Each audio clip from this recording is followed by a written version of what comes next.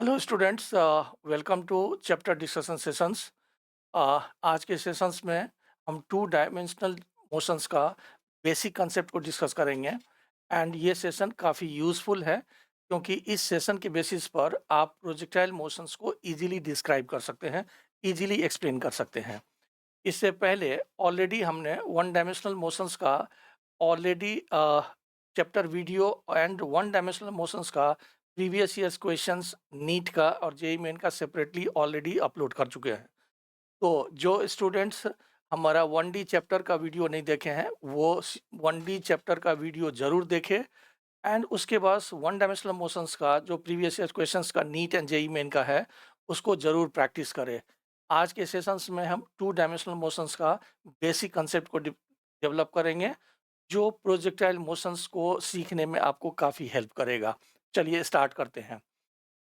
अगर आप one dimensional motions को देखोगे तो वन डायमेंशनल मोशंस में मोशन इन स्ट्रेट लाइन में आपका ओनली वन कोऑर्डिनेट चेंज करता है। अगर आप स्ट्रेट लाइन मोशंस में हैं तो सिर्फ एक ही कोऑर्डिनेट चेंज करेगा at a time. Two dimensional motions में टू कोऑर्डिनेट चेंजेस साइमल्टेनियसली। जैसे मान लीजिए आप अगर सिंपल पेंडुलम का एग्जांपल लेते हैं तो सिंपल पेंडुलम अगर इस तरह से ऑसिलेट कर रहा हो तो इसमें आपकी एक्स कोऑर्डिनेट भी चेंज कर रहा है एंड ये y coordinate and x coordinate दोनों चेंज कर रहा है। जैसे मान लीजिए सन के सराउंडिंग अगर हम अर्थ की रिवॉल्यूशंस को देखें तो उसमें आपकी दोनों अगर ये पोजीशंस देखें तो आपका ये अगर एक्स है तो ये वाई है, तो दोनों दो कोऑर्डिनेट चेंज कर रही है। अगर ड्यूरिंग मोशंस दो कोऑर्डिनेट एक साथ चेंज कर रहा हो तो that will be the example of two dimensional motions. Motion in plane two dimensional motions का एग्जांपल है। हमने यहाँ पर और भी एग्जांपल दिया है कि सिंपल पेंडुलम का ऑसिलेशन या रिवॉल्यूशन ऑफ द अर्थ या motion in circular motion all are example of two dimensional motions. यहाँ पर अगर फिगर में देखें हम तो यहाँ पर देखिए कि इनिशियल पोजीशंस हमने ए लिया है और वो इस पाथ को फॉलो करते हुए बी पर आ रहा है। तो उसने एक्स डिस्टेंस में डेल्टा एक्स डिस्टेंस कवर किया है एंड वाई डिस्टेंस में डेल्टा वाई डिस्टेंस कवर किया है। तो दो कोऑर्डिनेट चेंज कर रही है। अब अगर आप इस एक्स डायरेक्शंस के मोशंस को इंडिपेंडेंटली देखें तो ये एक वन डायमेंशनल मोशंस हो सकता है एंड वाई डायरेक्शंस के मोशंस को अगर इंडिपेंडेंटली देखें तो ये भी एक वन डायमेंशनल मोशन हो सकता है। इसका मतलब two dimensional motions two perpendicular one dimensional motions का रिजल्टेंट है। जैसे अगर आप फिर से देखें, जैसे मान लीजिए कि अगर आप सिंपल एग्जांपल लेते हैं कि यहाँ से हम यहाँ पर मूव किए हैं, ये डिस्टेंस सपोज करिए x1 है और यहाँ पर ये x2 है, तो यहाँ पर x कोऑर्डिनेट चेंज कर रही है। सिमिलरली अगर आप यहाँ पर y1 देखें एंड यहाँ पर सपोज करिए y2 है, तो आपका यहाँ पर y भी चेंज कर रहा है और x भी चेंज कर रहा है। तो अगर आप ए से बी के मोशंस को देखें तो ये दो परपेंडिकुलर वन डायमेंशनल मोशंस का रिजल्टेंट है, ऐसा आप कह रहे हैं। तो यूजुअली हमें करना क्या है कि टू डायमेंशनल मोशंस में हम एक्स डायरेक्शंस में सेपरेट ऑपरेट करेंगे एंड वाई डायरेक्शंस में सेपरेट करेंगे। यानी कि टू डायमेंशनल मोशंस में नौ v equal to u plus a t directly नहीं लिखेंगे। तो अगर यहाँ पर देखें तो मैं एक्स डायरेक्शंस को लिख देता हूँ, ये एक्स डायरेक्शंस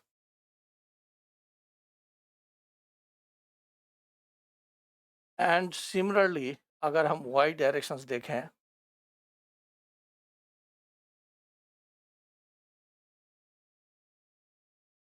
तो एक्स डायरेक्शंस में हम सेपरेटली लिखेंगे v x equal to u x and plus a x t. जैसे हम पहले v equal to u plus a t लिखते थे उसी तरह से x डायरेक्शन से v x plus u x v x equal to u x plus a x t लिखते हैं। यानी कि u x is the initial velocity in x directions and a x is the acceleration in x directions. Similarly आप यहाँ पर x equal to u x t and plus half a x t square लिखोगे। Similarly v x square equal to 2x square and plus 2x and a x लिखेंगे। Same equation अगर हम y directions में लिख रहे हैं तो यहाँ पर आप लिखोगे v y equal to u y and plus a y t. Second में आप लिख सकते हैं y equal to u y t and plus half a y t square and v y square equal to u y square and plus 2y and a y, ऐसा लिखे हम। फिर से देखिए कि आप वन डायमेंशनल इक्वेशंस में v equal to u plus a t, x equal to u t plus half a t square हम लोग यूज़ किए हैं, जो जस्ट हमारा फिनिश हुआ है। यहाँ पर अगर देखेंगे तो इस मोशंस को या इस मोशंस के लिए हम एक्स डायरेक्शंस में सेपरेट ऑपरेट करेंगे एंड वाई डायरेक्शंस में सेपरेट ऑपरेट करेंगे। तो एक्स डायरेक्शंस की मोशन जो होगा वो वन डायमेंशनल मोशंस होगी, एंड अगर उस डायरेक्शंस में एक्सेलरेशन कांस्टेंट है तो आप ये सेटअप इक्वेशन यूज कर सकते हैं। तो मैं फिर से कह रहा हूँ कि आप v equal to u plus a t, ये इक्वेशंस हम डायरेक्टली नहीं अप्लाई करेंगे, हम x डायरेक्शंस में सेपरेट ऑपरेट करेंगे एंड y डायरेक्शंस में सेपरेट ऑपरेट करेंगे। मीनिंग सेम है, यहाँ पर u y is the initial velocity in y directions. जैसे मान लीजिए कि यहाँ पर यू एक्स है और यहाँ पर यू वाई है, यानी कि u y is the initial velocity in y directions, a y is the acceleration in y directions. अब ऐसा हो सकता है टू डायमेंशनल मोशंस में कि आइदर x डायरेक्शन या y डायरेक्शंस में एक्सेलरेशन नहीं हो, ऐसा ऐसा भी हो सकता है। एंड ऐसा भी हो सकता है कि x डायरेक्शन और y डायरेक्शंस दोनों में एक्सेलरेशंस हो। तो यहाँ पर अगर देखें तो टू डायमेंशनल मोशंस को हमने दो परपेंडिकुलर वन डायमेंशनल मोशंस के इक्विवेलेंट मान रहे हैं, एंड दोनों परपेंडिकुलर वन डायमेंशनल मोशंस में जो वन डायमेंशंस का इक्वेशंस है उसी को हम यूज़ कर रहे हैं, लेकिन x डायरेक्शंस में सेपरेटली यूज़ कर रहे हैं एंड y डायरेक्शंस में सेपरेटली यूज़ कर रहे हैं। तो अब इसको आप इलस्ट्रेशन से देखिए कि अ, जिससे कि हमने जो कंसेप्ट यहाँ पर लिया है वो आप वाकई इसको इम्प्लीमेंट कर सकें। जैसे मान लीजिए पहला कह रहा है कि a particle moves in x y plane with constant acceleration of 15 metre per second square in the directions at 30 degree with x axis.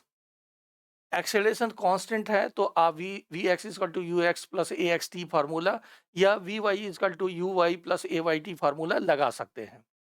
Next देखिए कि क्या कह रहा है कि at t equal to zero particle is at origin and velocity is 5 metre per second along x axis, find velocity and position of the particle at t equal to 4 seconds.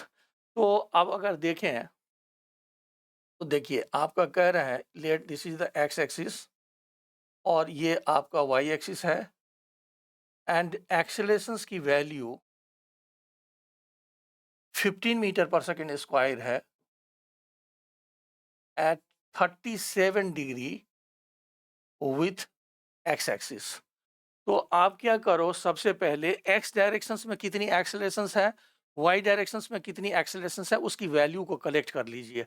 तो यहाँ पर अगर देखेंगे तो हम ए एक्स को लिखेंगे 15 cos 37 degree, and cos 37 degree 4 by 5 है, तो ये आपका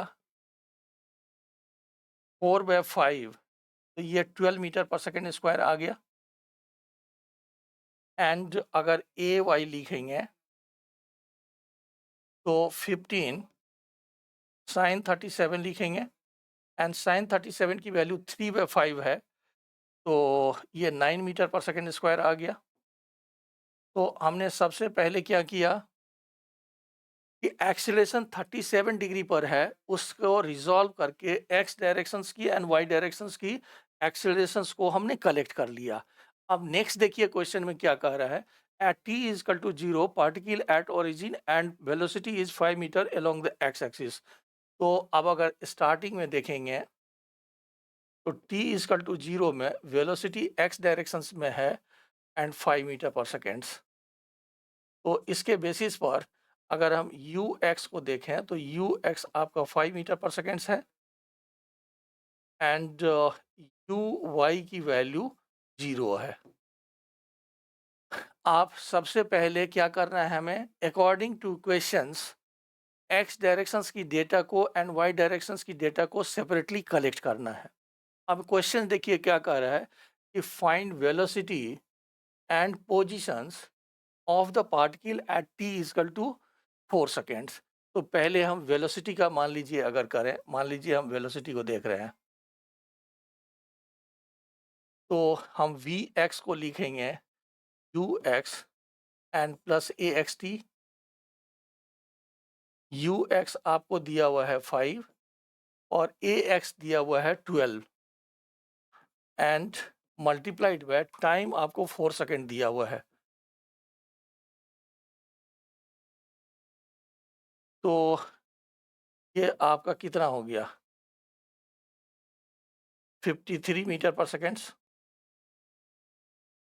एंड अगर आप सिमिलरली वी वाई को लिखें तो v y will be equal to u y and plus a y t and u y आपका 0 है एंड प्लस ए वाई देखिए कितना है 9 एंड मल्टीप्लाइड बाई 3। तो ये आपका 36 मीटर पर सेकेंड आ गया। अब वेलोसिटी को आप चाहो तो 53 i cap and plus 36 j cap ऐसा लिख सकते हैं। एंड अगर हमें मैग्नीट्यूड चाहिए तो 53 स्क्वायर एंड प्लस 36 स्क्वायर का अंडर रूट से इसकी मैग्नीट्यूड निकाल लेंगे। फिर से देखिए आपको करना क्या है कि जैसा क्वेश्चंस में कह रहा है उसके हिसाब से एक्स डायरेक्शंस की आपको अलग डेटा कलेक्ट करना है, वाई डायरेक्शंस की अलग डेटा कलेक्ट करना है एंड जैसा क्वेश्चन है उसको इम्प्लीमेंट करना है। तो 15 मीटर पर सेकेंड स्क्वायर की एक्सेलरेशंस अगर 37 डिग्री पर है तो 4/5 से ये सही है, उसके हिसाब से ये आ जाएगा। नाउ नेक्स्ट क्वेश्चन ये कह रहा है कि आप उसकी पोजीशन फाइंड करो। तो पोजीशन अगर देखें तो हम x इक्वल टू लिखेंगे you x t and plus half a x t square. अब देखिए यू एक्स आपका कितना है, यू एक्स है 5 एंड टाइम हमें 4 सेकेंड दिया हुआ है प्लस हाफ ए एक्स देखिए 12 एंड मल्टीप्लाइड बाई 4 स्क्वायर। तो ये हो गया 20 एंड प्लस 96। तो ये कितना हो गया 116 मीटर आ गया। सिमिलरली अगर y फाइंड करेंगे तो यू वाई 0 है तो पहला टर्म 0 हो गया and plus half a y आपका 9 है एंड इनटू 4 स्क्वायर। तो ये 872 मीटर आ जाएगा एंड आर को पोजीशंस को आप 116 i cap and plus 72 j cap ऐसा लिख सकते हैं। एंड अगर मैग्नीट्यूड चाहिए तो आप this square plus this square का अंडर रूट भी निकाल सकते हैं। मेरे ख्याल से ये काफ़ी सही है एंड ये कंसेप्ट आपके प्रोजेक्टाइल मोशंस में काफ़ी हेल्प करेगा। नेक्स्ट क्वेश्चंस की तरफ हम बढ़ते हैं।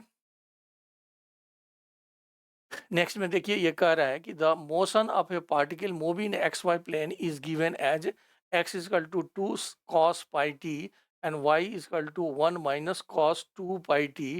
Find the equation of path velocity and acceleration at t equal to 0। अब इक्वेशन ऑफ पाथ में अगर देखेंगे तो इक्वेशन ऑफ पाथ से रिलेटेड काफ़ी क्वेश्चन आते हैं either NEET and JEE Main में। इक्वेशन ऑफ पाथ में देखेंगे तो उसमें y एंड x दोनों इन्वॉल्व होना चाहिए। जैसे अगर आप स्ट्रेट लाइन की इक्वेशन को देखें तो y equal to mx and plus c लिखते हैं या मान लो सर्किल की इक्वेशन लिखें तो x square and plus y square equal to a square लिखते हैं। तो इसी फॉर्मेट में आपको equation of path, equation of the trajectory find करने के लिए बोल रहा है एंड इस बेसिस पर। तो पहला अगर देखें तो x की वैल्यू देखो कितना दिया हुआ है, x की वैल्यू दिया हुआ है 2 cos pi t and y की वैल्यू दिया हुआ है 1 minus 4 cos 2 pi t and यहाँ पर अगर देखें तो cos 2 थीटा को आप 2 cos स्क्वायर थीटा माइनस 1 लिख सकते हैं। तो इस फार्मूला को हम यहाँ पर यूज़ कर रहे हैं, तो that is the 1 minus 4 and cos 2 omega T को 2 cos square pi by T and minus 1 ऐसा लिख सकते हैं। तो इसको अगर सॉल्व कर लें तो 1 minus 8 cos square pi t and ये प्लस हो जाएगा 4। अब यहाँ पर देखें तो cos पाई टी की वैल्यू x बाई 2 हो सकता है। तो यहाँ पर अगर देखें तो ये 5 and minus 8 and cos pi T की जगह पर आप x बाई 2 लिख सकते हैं। तो ये एक्स स्क्वायर बाय 4 हो जाएगा। इसका मतलब this will be equal to 5 minus 2 x square y equal to, so this is equation of path. अब अगर देखें तो जैसा पहले इक्वेशन ऑफ पाथ होता था y equal to m x plus c x square plus y square equal to a square, तो उसी तरह से यहाँ पर y एंड x आ गया। तो इसका मतलब जब भी आपको इक्वेशन ऑफ ट्रांजेक्टरी या इक्वेशन ऑफ पाथ पूछा जा रहा है तो उसमें y एंड x दोनों होना चाहिए। तो ये आपका इक्वेशन ऑफ पाथ निकल गया। This is the first part of questions कि find the equation of the path. अब दूसरे में वो वेलोसिटी फाइंड करने के लिए बोल रहा है, लेकिन at a particular time t equal to 0 पर वेलोसिटी को फाइंड करने के लिए बोल रहा है। तो आप फिर से ये इक्वेशन लिख लो। जैसे x इक्वल टू हमारा है 2 cos पाई टी, तो यहाँ पर dx बाई dt करेंगे तो आपको vx मिलेगा। तो vx इक्वल टू कितना हो जाएगा, minus 2 pi and sine pi t and दूसरा इक्वेशंस क्या है, y equal to 1 minus 4 cos 2 pi t. अब अगर इसको डिफ्रेंशिएट करें तो आपको वी वाई मिलेगा and v y equal to हो जाएगा plus 8 pi and sine 2 pi t. ये साइन 2 पाई टी हो जाएगा। अब अगर आप t इक्वल टू 0 लें, t इक्वल टू 0 लें तो साइन 0 का वैल्यू 0 होगा। तो इसका मतलब t इक्वल टू 0 पर आपका वी एक्स भी 0 हो गया एंड यहाँ पर वी वाई भी 0 हो गया। इसका मतलब t इक्वल टू 0 पर उसकी वेलोसिटी 0 हो गई। ये आपको सेकेंड पार्ट ऑफ क्वेश्चंस है।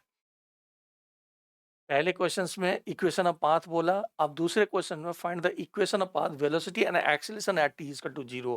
तो आप अगर एक्सीलरेशंस को देखेंगे तो इसको फिर से डिफरेंशिएट करके एक्सीलरेशन निकाल सकते हैं। तो यहाँ से ए एक्स का वैल्यू कितना हो जाएगा, फिर से पाई से मल्टीप्लाई करेंगे एंड साइन का तो पॉजिटिव होगा। This is the minus 2 pi square and cos pi t and इसको अगर डिफरेंशिएट करेंगे तो ए वाई इक्वल टू कितना हो गया, यहाँ पर 2 पाई से फिर से मल्टीप्लाई करेंगे तो ये 16 pi square and cos 2 pi t आ जाएगा। अब t इक्वल टू 0 अगर फेट करेंगे तो t इक्वल टू 0 तो cos 0 1 हो जाएगा। इसका मतलब मैं एक्सेलरेशंस को डायरेक्टली ऐसे लिख सकता हूँ, minus 2 pi square I cap and plus 16 pi square J cap. अब अगर मैग्नीट्यूड चाहिए तो this square plus this square का अंडर रूट करके मैग्नीट्यूड निकाल सकते हैं। नेक्स्ट क्वेश्चन की तरफ बढ़ते हैं। A particle moves in xy plane such that its coordinates are given where x is equal to 10 root 3t and y is equal to 10t minus t square. Find initial velocity of the particles. अब यहाँ पर देखें तो आपको देखिए x का value दिया हुआ है 10 रूट 3t। तो यहाँ पर अगर dx by dt करें तो dx by dt की वैल्यू हो गई 10 रूट 3, यानी कि Vx का वैल्यू हो गया 10 रूट 3 एंड ये कांस्टेंट है क्योंकि इसमें टाइम इन्वॉल्व नहीं है। इसका मतलब x डायरेक्शंस की वेलोसिटी जो है वो कांस्टेंट है। अब दूसरा देखें अगर तो y इक्वल टू आपको दिया हुआ है 10t and minus T square. अब अगर यहाँ पर dy बाई डी टी निकालें तो dy by d t will be equal to 10 minus 2t and vy equal to हो गया 10 माइनस 2t। इसका मतलब जो y डायरेक्शंस की वेलोसिटी है वो कांस्टेंट नहीं है, वो वेरिएबल है। तो आपको क्वेश्चंस में कह रहा है कि फाइंड द इनिशियल वेलोसिटी। इसका मतलब इनिशियल वेलोसिटी के लिए x डायरेक्शंस की वेलोसिटी तो सेम रहेगी क्योंकि उसमें टाइम इन्वॉल्व नहीं है, लेकिन इनिशियल वेलोसिटी के लिए y डायरेक्शंस में t की वैल्यू 0 रखना होगा। तो अगर हम t की वैल्यू को 0 फेड करें तो y डायरेक्शंस की जो इनिशियल वेलोसिटी होगी that will be equal to 10 metre per seconds only. इसका मतलब इनिशियल वेलोसिटी मतलब एट t इक्वल टू 0 जो वेलोसिटी होगा that will be equal to 10 root 3 i cap and plus 10 j cap.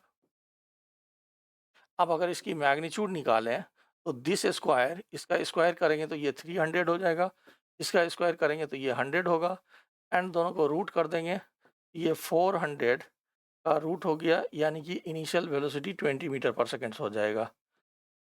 It means जब भी आपको initial velocity find करने के लिए बोलेगा तो उसमें t का वैल्यू 0 लेकर के जो भी वैल्यू आएगा that will be the initial velocity. मेरे ख्याल से ये कॉन्सेप्ट क्लियर है। नेक्स्ट देखते हैं। नेक्स्ट देखिए ये कह रहा है particle moves in x y plane as x is equal to alpha sine omega t and y is equal to alpha 1 minus cos omega t where alpha and omega are positive constants. Find the distance moved the particle in time t0. अब अगर देखें तो इस type के questions में बहुत सारे students को कंफ्यूजन होती है। अ, अब वो क्या करेगा, जैसे मान लीजिए t इक्वल टू 0 बोल रहा है तो ऐसा स्टूडेंट सोच सकता है कि यहाँ पर साइन की वैल्यू t 0 रख दूँ, y की वैल्यू को 0 रख दूँ एंड उसके बेसिस पर सॉल्व करने की कोशिश करूँ। लेकिन मुझे लगता है कि आप सबसे पहले जो गिवन डेटा है उसके बेसिस पर वेलोसिटी को फाइंड करने की कोशिश करो एंड देखते हैं कि वेलोसिटी का जो वैल्यू आता है वो क्या कह रहा है। तो यहाँ पर अगर देखें तो x का वैल्यू दिया हुआ है आपको अल्फा साइन ओमेगा टी।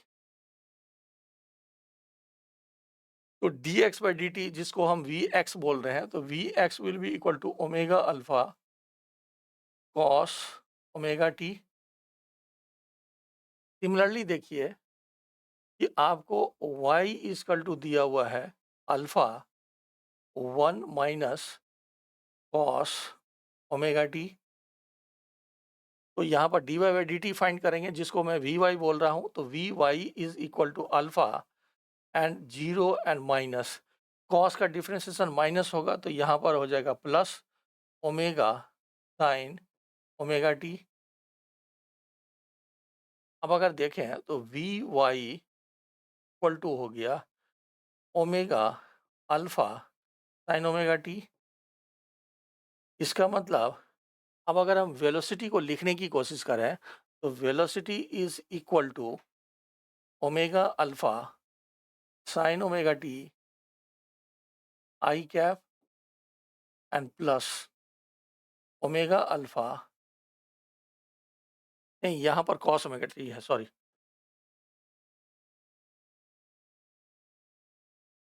हमारा v है omega alpha cos omega t i cap and plus omega alpha sine omega t j cap. अब अगर यहाँ पर वेलोसिटी की मैग्नीट्यूड निकालें तो हम ओमेगा अल्फा को बाहर निकाल रहे हैं and sine square omega T and plus cos square omega T बच जा रहा है, तो ये आपका 1 हो जाएगा। इसका मतलब वेलोसिटी की मैग्नीट्यूड ओमेगा अल्फा आ गया, इसका मतलब ये कांस्टेंट हो गया। अब देखिए, इससे अगर हम वेलोसिटी की एक्सप्रेशन को फाइंड किए तो वेलोसिटी हमारा कांस्टेंट हो गया और हमें distance moved by particle in time t naught बोल रहा है। इसका मतलब हम डिस्टेंस को simply velocity multiplied by time लिखेंगे and that will be equal to omega alpha t naught. तो इस एक्सप्रेशन से आपका सॉल्यूशन आसान हो गया। हमने पहले वेलोसिटी निकालने की कोशिश किया, वेलोसिटी कांस्टेंट आ रहा है एंड अगर वेलोसिटी कांस्टेंट हो तो एक पर्टिकुलर टाइम में कितना डिस्टेंस कवर करेगा उसके लिए सिंपली टी से मल्टीप्लाई करेंगे। नेक्स्ट देखिए, a particle leaves the origin with an initial velocity of 3 meter per second in x directions and a constant accelerations a is equal to minus 1 I minus 0.5 j meter per second when the particle reaches its maximum x coordinate. What is the y component of velocity? अब देखिए questions में क्या कह रहा है कि ये x directions है, ये मान लीजिए आपकी y डायरेक्शंस है, तो स्टार्टिंग में इसकी वेलोसिटी है 3 metre per seconds in x direction, यानी कि यू एक्स की वैल्यू 3 मीटर पर सेकेंड्स है एंड यू वाई नहीं है, यू वाई की वैल्यू 0 है। एंड अगर एक्सेलरेशन देखें तो एक्सेलरेशन इज माइनस या अलग लिख लेते हैं, a x is -1 metre per second square and a y is -0.5 metre per second square. तो क्वेश्चन देखिए क्या कह रहा है कि when the particle reaches its maximum x coordinate. Maximum x coordinate का मतलब हो गया, यहाँ पर देखिए क्या है कि पार्टिकल इस डायरेक्शंस में 3 मीटर पर सेकेंड से स्टार्ट किया है, लेकिन एक्सेलरेशंस इस डायरेक्शंस में है। अगर एक्सेलरेशन इस डायरेक्शंस में है तो रिटार्डेशंस है, इसका मतलब कहीं न कहीं उसकी वेलोसिटी 0 हो जाएगी, यानी कि एक्स डायरेक्शंस में वेलोसिटी 0 हो जाएगी। अगर एक्स डायरेक्शंस में वेलोसिटी 0 हो गया तो ये वाली एक्सेलरेशन उसको वापस लाएगा। तो जहाँ पर वेलोसिटी एक्स डायरेक्शंस की वेलोसिटी जहाँ पर 0 होगी that will be the maximum x distance, क्योंकि उसके बाद वो वापस आ रहा है। तो क्वेश्चन में देखिए क्या कह रहा है कि when the particle reaches its maximum x coordinate what is its y component of velocity. Maximum x component का मतलब हो गया जहां पर एक्स डायरेक्शंस की वेलोसिटी 0 हो गई है। तो सबसे पहले एक्स डायरेक्शंस की वेलोसिटी को 0 होने में कितना टाइम लगा पहले हम वो फाइंड करते हैं। तो यहाँ पर अगर देखेंगे तो v x is equal to u x and plus a x t. इस डायरेक्शंस की वेलोसिटी को हम 0 ले रहे हैं, यू एक्स आपका 3 है एंड माइनस ए एक्स की वैल्यू 1 है एंड मल्टीप्लाइड बाई टी।